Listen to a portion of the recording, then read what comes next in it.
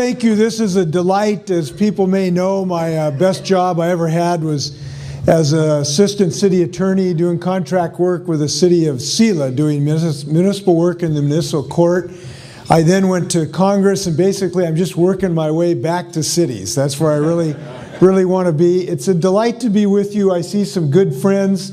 Mayor Muckelteal, who has one of the greenest city halls because of Joe, your leadership has been stellar in energy. How about a round of applause for the mayor of Muckelteal, who's left great stuff. It's good work. You can look around your cities, and if you want inspiration on innovation, you can go to a lot of different places and see it. And the state of Washington wants to be a good partner with you, and we also want to learn from some of your successes. I want to thank for the introduction. Thank you very much. Mayor Strickland, is Mayor Strickland here somewhere? We have Mayor Strickland somewhere, maybe not. Mayor Strickland served on my transition team and did yeoman duty, just did some great work.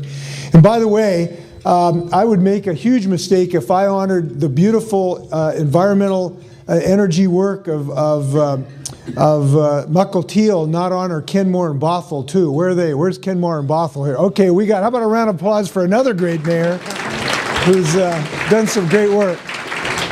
I mean, it really is fun. When I was in Congress in the 1st District, I'd go around and see these buildings that mayors had built with really inspirational, high-tech leadership, and it was a real joy, and I want to replicate that across the state of Washington.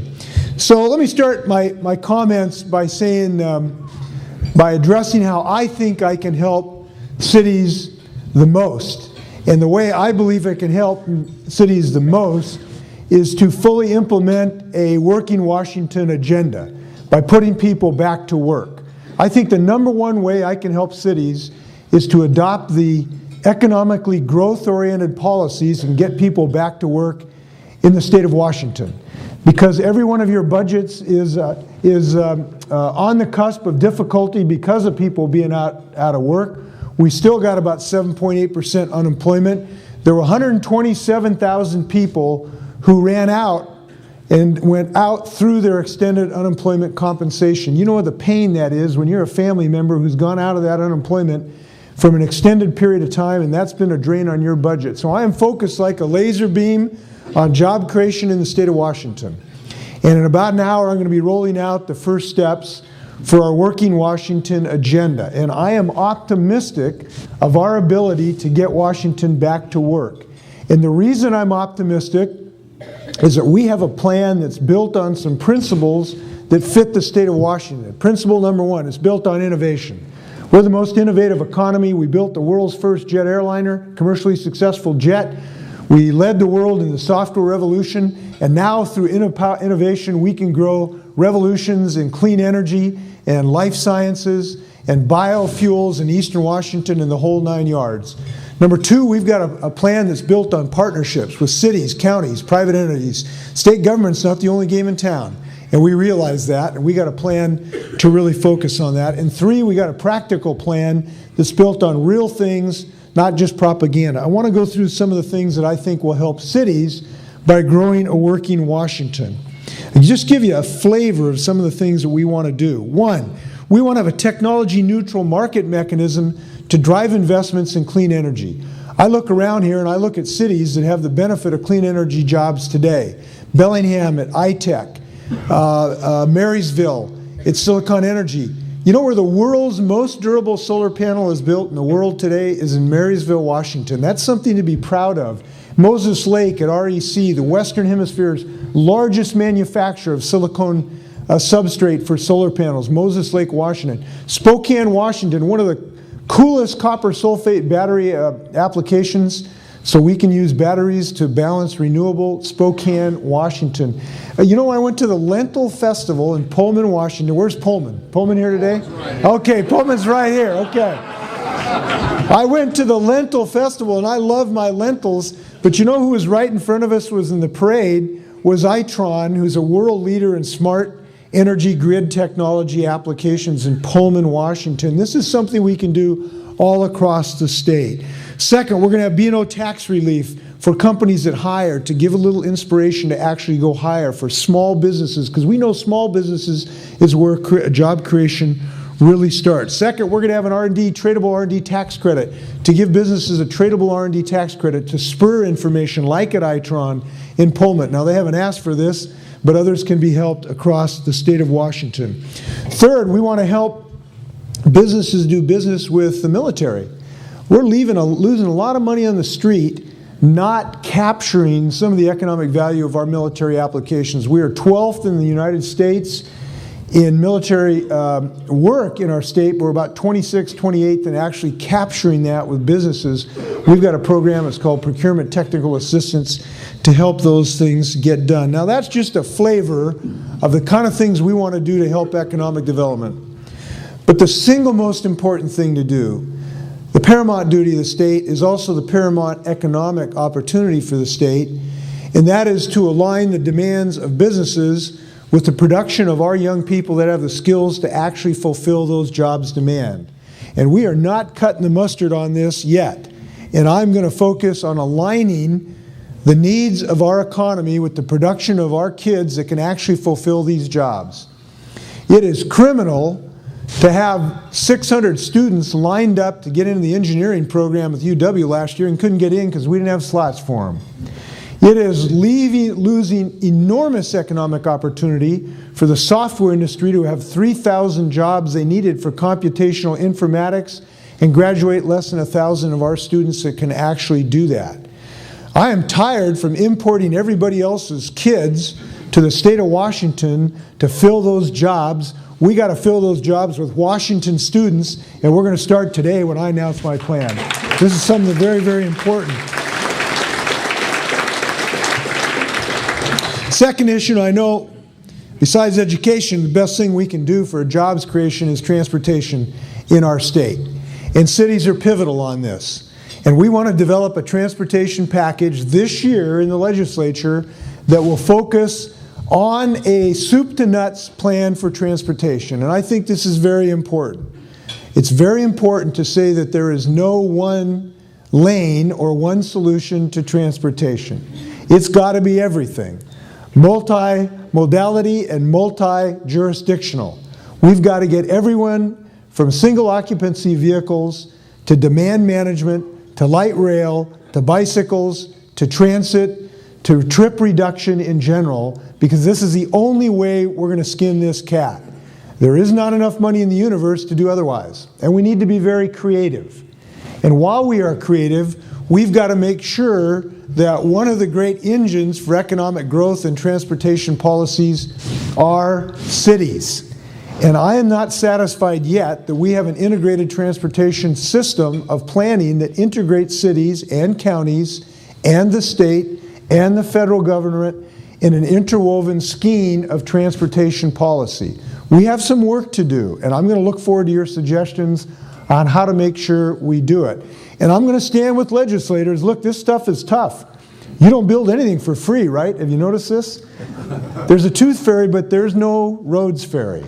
And so it's tough to pay for this.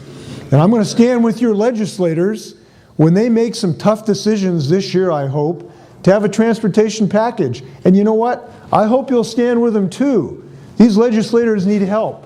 When they go home with some hard decisions, I hope you'll stand with them when they go to the chambers and the Rotaries and the Kiwanis about how necessary this is. Don't expect these people to have to do this hard work alone, and I hope you'll help them everywhere that you find them.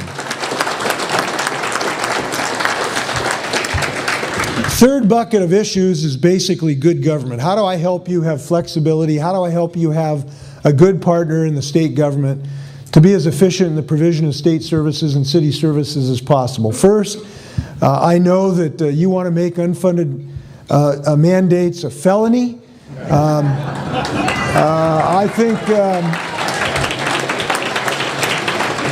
think maybe just a misdemeanor might be more appropriate. I come from a city background, as I indicated. I worked with the municipality, a small town of Selah. I have some sensitivity to it. I will be sensitive to this in every way possible, and will be open to your criticism if we ever violate that provision. And so that's the best I can tell you right now. Here's something I'm very excited about, and that is the ability of Washington State government to be a better, more efficient partner with you in a whole host of providing our services. Let me start with permitting. I think we can do a better job of permitting in the state of Washington by the state government without a reduction of value in the permitting process. I don't want to go backwards on environmental standards. I don't want to reduce our protections from clean air or clean water. But I do believe we can do a better job, particularly in timeliness of decision making, in the time it takes to actually get through the permitting process. Time is money. When when we're competing with a manufacturer to try to get them in the state of Washington, the ability to give them a discrete time period for permitting is very, very important in location decisions. And I'm going to do everything I can to bring lean management principles to the permitting process so that we can look at every step in the permitting process to try to drive excess time out of it and more value into it. And this is a principle I want to apply all the way through state government. We've made some starts in state government. We've had some beginnings in state government. We've shown and demonstrated how this is a powerful management tool. We need to spread it throughout government, including permitting. I hope to work with you on that. Now, we also have some things beyond lean management that I hope we can do to make the regulatory system more streamlined and the taxation system more efficient. I know there are efforts to try to find a more unified system of tax collection. I met with the mayor of Seattle. Is he here today? Is Seattle here today? Okay, well, I met with him yesterday talking about some of your efforts to come to a coalition of uniform and unified tax collection. I encourage those efforts. I encourage those efforts that may not require statutory changes. I encourage those efforts because they will help business development, to give businesses a one-stop shop and a more efficient way of paying the taxes. And I encourage those efforts because I know that cities have a little bit of skepticism about the ability of the state to be motivated to actually collect your charges and get to the right treasury, which is yours. So I hope that you will participate in those discussions. If I can be of assistance, let me know. So in sum, I want to thank you for being here. I want to encourage you to be vocal. I want to encourage you to be persistent. And when you find a legislator that's doing the right thing, I encourage you to stand next to that legislator and encourage them and make sure your constituents know what they're doing. The more you do that, the more cities are going to shine. And in my closing note, I want to congratulate the city of Steilacoom, who, as far as I can tell, is the oldest incorporated city in the state of Washington. And I want to tell the city of Steilacoom, we are going to have a future that is as bright in economic development as everything cities have done since 1857. Look forward to working with you. Thanks a lot. Take care. One more comment. I just thought one thing I know that you want to talk about. You would like me to have my check here to replace your liquor money that you lost, right? You would like...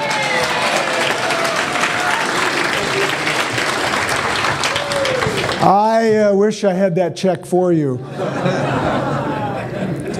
A serious issue, and I perhaps should not make note of it. I know how difficult this is in your budget. I will think seriously with as much diligence as can be mustered to see if there's a solution for you on this. I cannot guarantee you that or today, given the state of the budget discussions, because I can't guarantee anybody anything as far as I know.